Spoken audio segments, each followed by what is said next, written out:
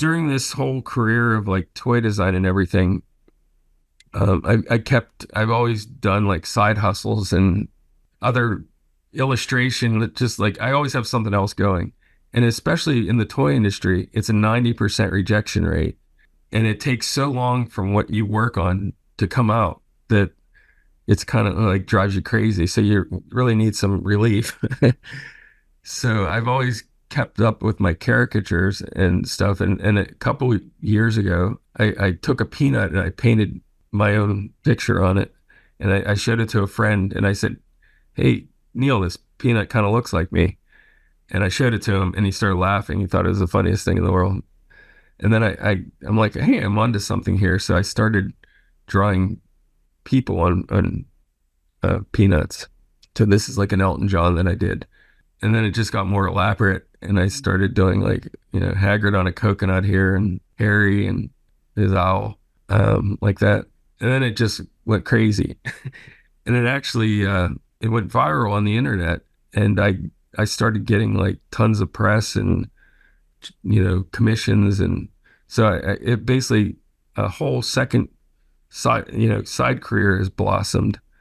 And I pretty much work 18 hours a day now because I'm working on the toys and I'm working on artwork. And this is like, I got in Ripley's Believe It or Not and in a bunch of magazines because of this.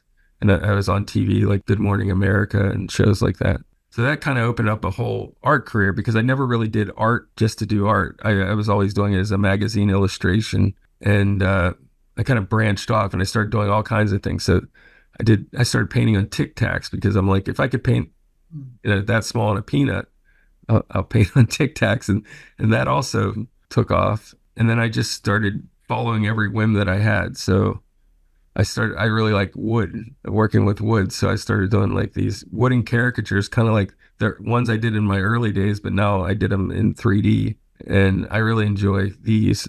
These actually work better for art shows because they can hang on a wall and they're not tiny like a peanut. And then I started combining that with my toy design career, and I started making these animated wooden pull toys and started exhibiting these. Got a couple more.